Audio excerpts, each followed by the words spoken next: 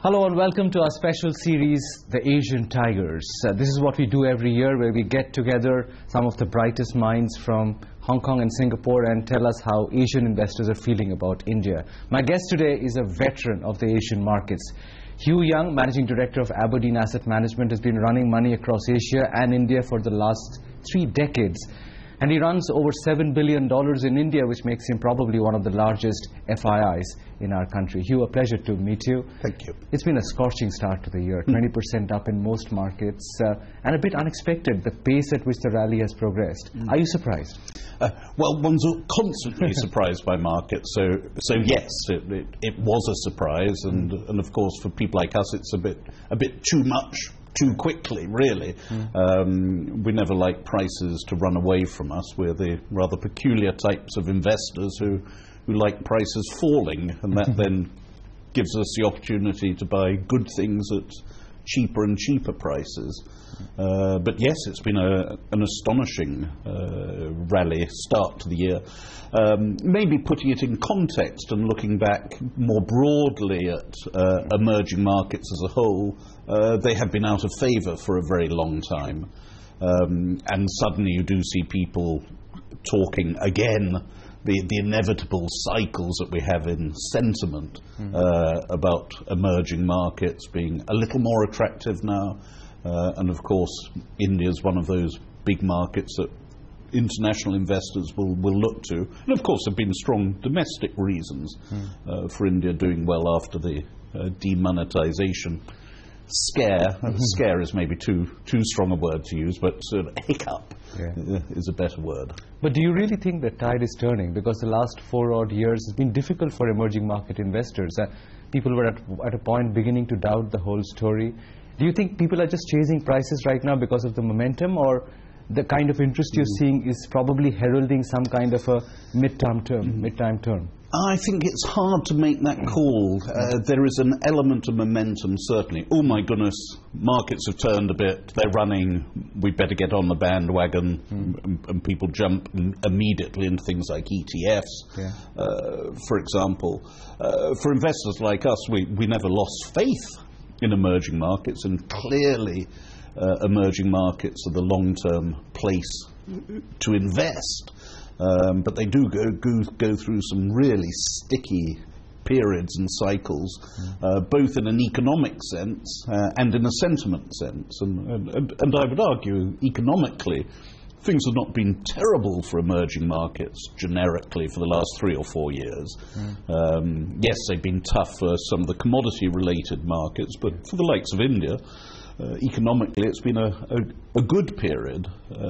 What we've seen over that period, however, has been far more to do with sentiment, all the big pictures, elements going on, what's going on in the US, QE, and we had Ben Bernanke marking really the top of emerging markets, 3-4 years ago now, in May of whichever year, which saw emerging markets peak and money coming out of emerging markets. So I think it's inevitable that money will go back into emerging markets. But through what kind of vehicles, Hugh? Because sometimes that tells you more about whether it's chasing momentum or longer term. This time round, is it ETF kind of momentum money, or are you guys getting money as well? We're not getting much money in the door. It seems to be more from ETF money moving quickly back into markets.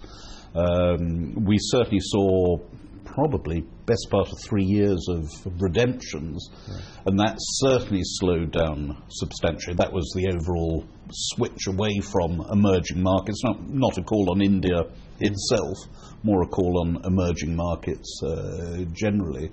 And that's certainly come to a grinding halt, the outflow, but we haven't seen dramatic inflows back into our funds. Do you think that would be consistent with other India dedicated funds or country-specific funds too? I would suspect so, and unless you're running ETFs, of course, which tend to be far more reflective of the broad top-down calls.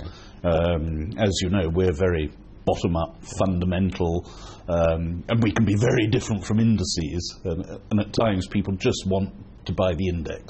We think India's going up, therefore buy, or we think emerging markets are going up, therefore we buy MSCI. How do you read this global rally? Do you think it's sustainable, or do you think an air pocket is coming soon, given how fast we have moved and the kind of valuations we are trading at now? Well, my trouble is I'm getting to such an age where one always gets more and more conservative and worried about the world. And it's very hard in many ways to be totally optimistic about what's going on in the world. What with what's happening in the US, politics, and certainly overall we're not seeing a sharp pickup in global growth, so that makes many years now that the world economy has been not quite stagnant but very, very quiet, and that certainly continues, whereas asset markets, particularly stock markets on the whole, particularly the US of course, have been remarkably strong, almost diverging from the real world. Irrationally so, you think? Well, rationally so in one sense, given... No, I meant irrationally so. Well, I was going to say rational... Okay. I was going to say it is rational, actually, in some senses, irrational in other senses. So irrational, do you think the stock market follows and reflects how well the economy is doing? Ultimately, maybe yes. Although ultimately I think it's also more reflective of how well the individual constituents of the stock market are doing. So that doesn't necessarily equate it with the economy itself, although it can be a reflection of the economy. But over shorter term periods, and this can be 5-10 years at times, that can be quite short term in overall cycles.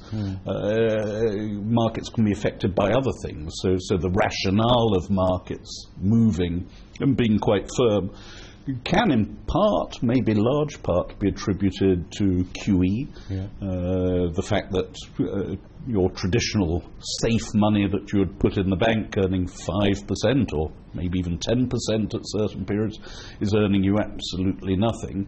So you're forced into other instruments, riskier instruments, ultimately to get that yield, and that certainly put people into stock markets where stock markets, equity markets are yielding more than the corresponding government bond markets in certain cases.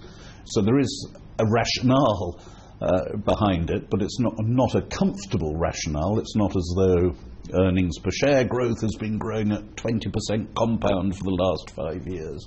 That's a rationale we as fundamental investors tend to feel a little more comfortable with, the fact that earnings for the corporates in which we're investing and which constitute the indices are growing sharply, and generally earnings per share growth for the Asian region as a whole over the last 3 years has been single digit rather than double digit. What's the biggest risk after such a rally globally? What do you think is the biggest possible roadblock for the market now? Well, these are the risks that we can never really predict, but the big risk is, of course, interest rates going up, reversal of QE, money being sucked back out of markets, maybe. In some senses, we're all expecting that to happen, so one wonders whether it's a real risk or a risk that's been discounted. These are the million-dollar questions.